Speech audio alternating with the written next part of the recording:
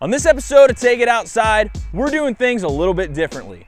Now, over the last year or so, I've got to learn some pretty amazing stuff from some of the most talented and knowledgeable outdoors experts in Northwest Ohio, and I think it's time we put those skills to the test. So come with me and my friends as we set out to paddle the 137-mile-long Maumee River in its entirety. Let's go see what this river has to offer. All right, we get it. We already did a full episode about the Maumee River, but for good reason. For those of you who don't know, the Maumee is one of the gems of the state of Ohio. Not only is it Lake Erie's largest watershed, coming in at 8,316 square miles, the Maumee has its origins in Fort Wayne, Indiana, where the St. Mary's and St. Joseph's rivers converge, and it continues 137 miles right past the port of downtown Toledo, where it empties into Lake Erie. Now, this is where the trip that we're about to embark on gets its name. The Fort to Port has been attempted and completed countless times over the years and is one of the more fun and exciting challenges that Northwest Ohio has to offer.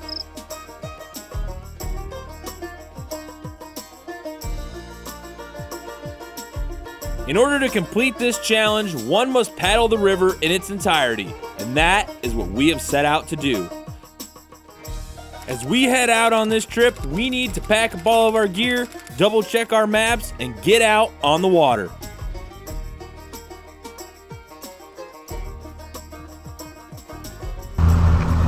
We're here in Fort Wayne getting ready to launch our boats for day one of the Fort to Port.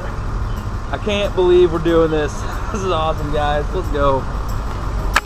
Since there's no official boat launch in Fort Wayne, we had to make do with what was available, and that meant hauling our kayaks down a set of muddy stairs and hoping that we didn't end up falling in the river and getting soaked before we even paddled 1 inch.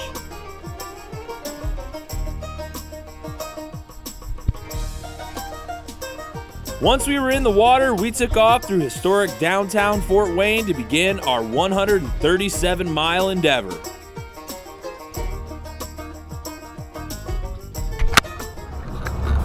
Right here behind me is where the St. Joseph's and St. Mary's rivers come together to form the headwaters of the Maumee River.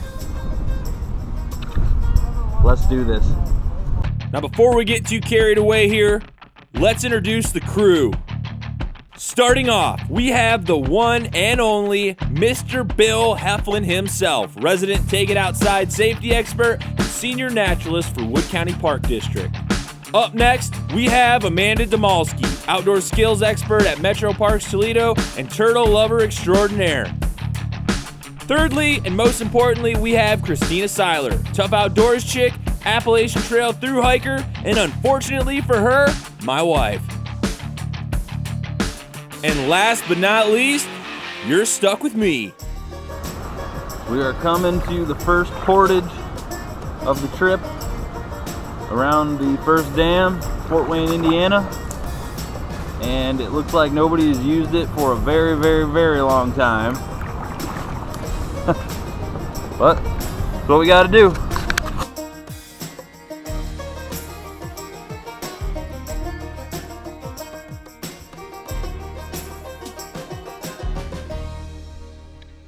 Less than a few miles after we launched, we had to prepare for our first dam crossing of the trip.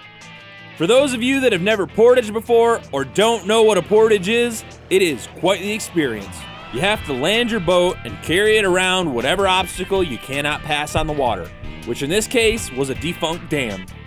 Now, generally, a portage is not something that people look forward to, especially in our case, where we had literally just launched and we had not lightened the loads of our boat 1 ounce yet. Full to the brim with food, water, and gear, we humped our boats up over the dam, road crossings and all, and got lots of awesomely confused looks from people driving by on their way to work. Once we made it up over the dam, we launched on the other side where it was safe to continue our journey.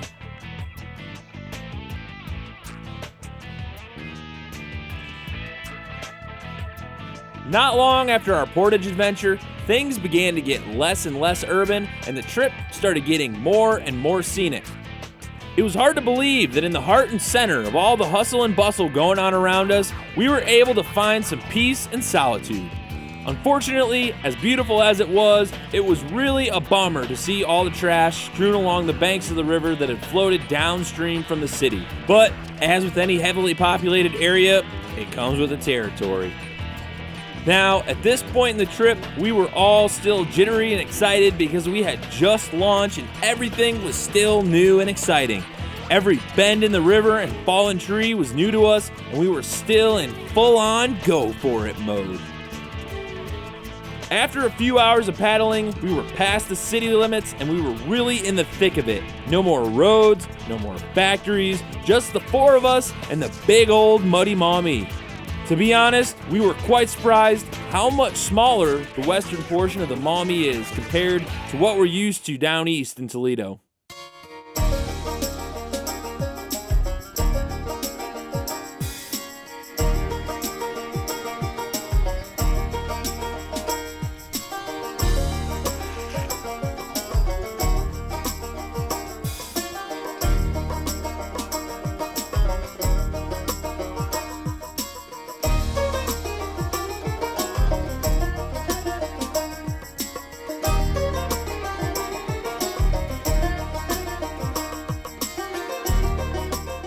As with any kayaking trip, at some point you're going to need to get out of the boat and take a bathroom break. So far, we've determined that the hardest part about kayaking is putting the spray skirt on.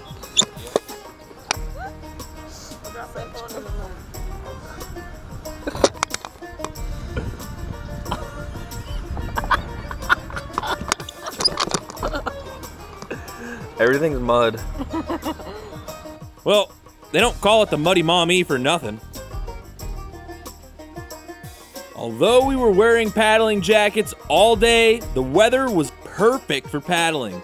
We had plenty of sunshine, mid-60-degree weather, a fast-moving current, and the wind at our backs. What more could you ask for?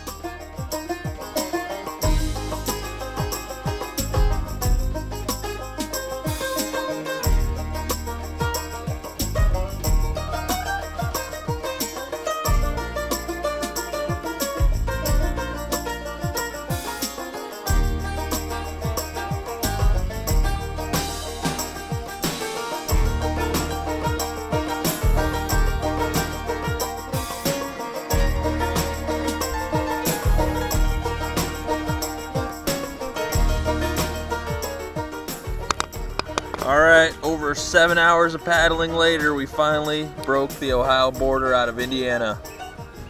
It feels good to be home. Only 8 more miles till camp.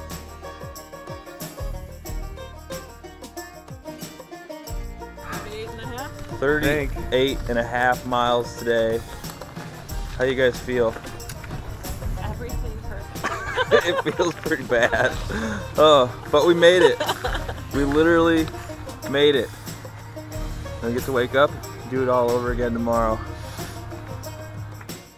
Once we made it to Antwerp for the first night of our trip, we set up camp, ate dinner, and passed the heck out.